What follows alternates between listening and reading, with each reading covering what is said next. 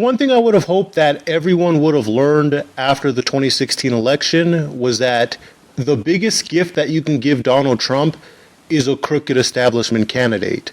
Because the truth is, if you really care about defeating Donald Trump, then you're not going to beat him by running a flawed candidate, and you're definitely not going to beat him by telling voters to shut up and ignore all of that candidate's flaws so you don't hurt their chances of beating Trump.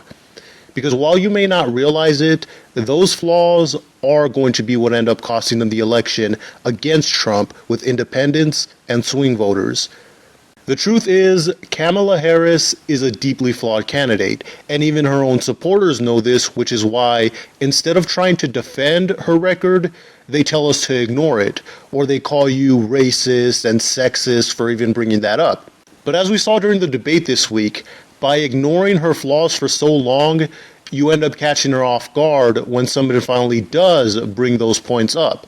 And it's really important that they do get brought up, because the biggest problem with a lot of voters today is that they vote for characters rather than issues. If you ask any Kamala Harris supporter what their top 3 favorite things that she's accomplished in her career are, they're not going to give you any actual policies. If anything, they're just going to give you speeches that she made against Donald Trump, because they don't actually know what her record is. They just know that she's a strong, powerful woman trying to fight racism and sexism to become president.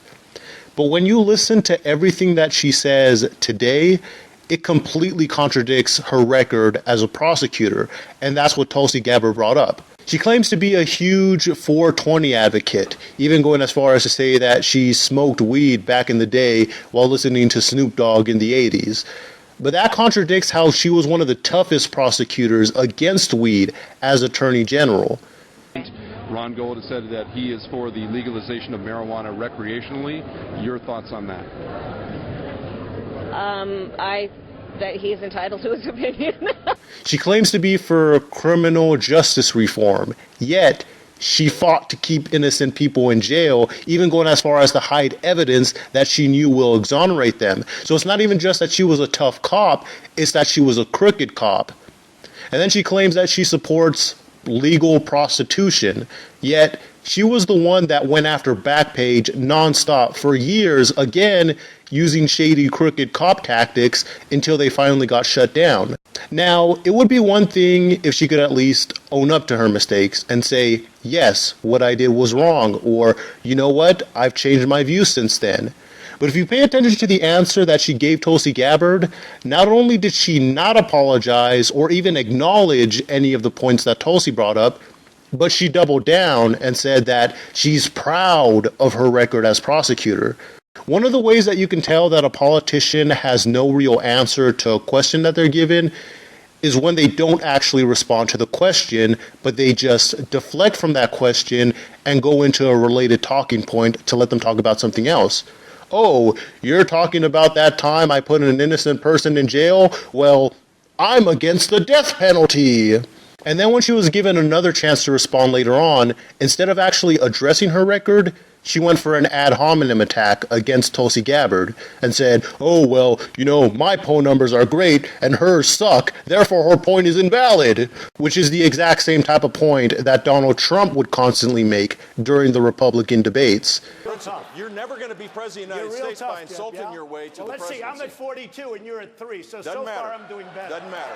And that's one of the biggest signs of weaknesses, is when you can't address a point or a criticism, you attack the person that you're responding to instead because you want to put them on the defensive so you don't actually have to address the point at hand.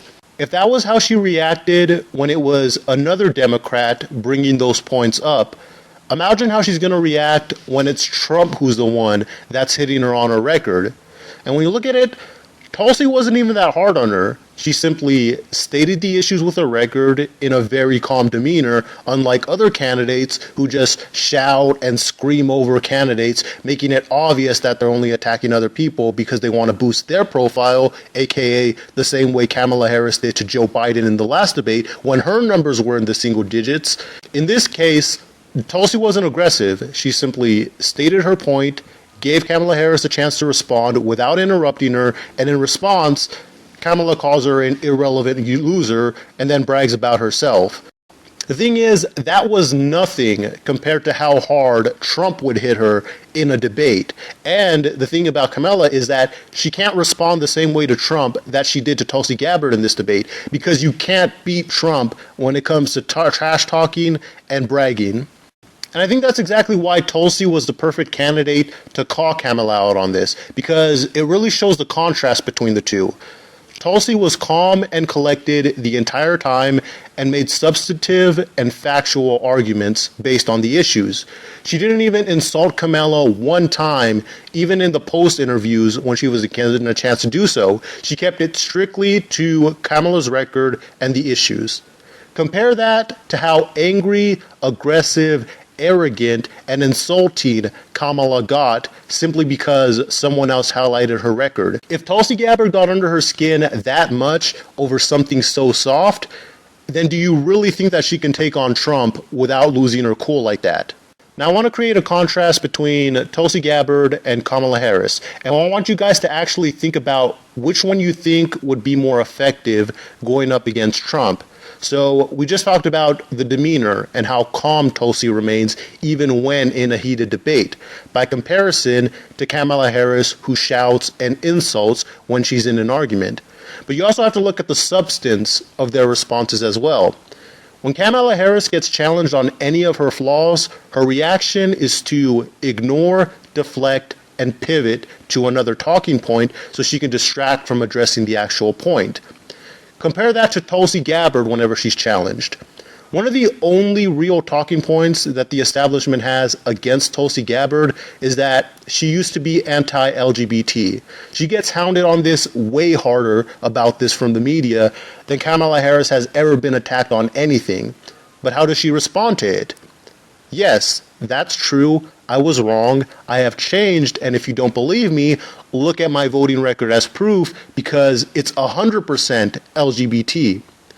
She addresses the issue, explains it, and backs up her current position with facts that prove she's not just pandering for votes. If you've really been paying attention to what's been going on, that is the only real point that ever gets used against Tulsi. Even with all the opposition research that gets done on her, they have not found one other major flaw with her, and even her biggest haters can't think of anything else to use against her. So instead, the only other thing they have is that she wants to avoid war with Syria, so therefore that must mean she's a Putin puppet. If you pay attention to how she deals with those questions, no matter how antagonistic the hosts are to her, she doesn't lose her cool, and she doesn't deflect. She simply states, I don't want war with Syria because whenever you topple a regime, it destabilizes that country. Here's proof of every other time that has happened. I am a veteran who has been a part of those pointless wars, and I don't want that to ever happen again, and that is why I maintain this position. She doesn't deflect or backtrack from that position just because the media makes it want to sound like an unpopular thing to say, because she knows that deep down she is right about that issue. That is the type of politician that you know isn't just lying for votes. So just look at the contrast between how Tulsi Gabbard responds to criticism and how Kamala Harris does, and ask yourselves, which of the two do you think would actually stand the best chance against Trump in a debate? The point people constantly make to try to defend Kamala Harris is that, oh, well, no candidate is perfect, but then they go on to bash and trash every other candidate in the race that isn't Kamala Harris. But if you really wanted to beat Trump, wouldn't you want to have the least flawed candidate going up against him rather than someone that you know is flawed and someone that you know whose flaws can't be defended? The biggest point to this is that people need to do better research on their candidates, because I can guarantee you, majority of Kamala Harris supporters don't even know what her record was. All they see is the character that she puts on when she's grandstanding against Trump and at the debates. But as much as you may want to ignore all her record and her flaws just because you think she's cool, whether you like it or not, those issues are going to matter to swing voters, and they are going to be what ends up costing her the election. So what's worse, your favorite candidate not winning a primary because other candidates were too mean to her, or electing a crooked candidate whose weaknesses are just going to help reelect Trump.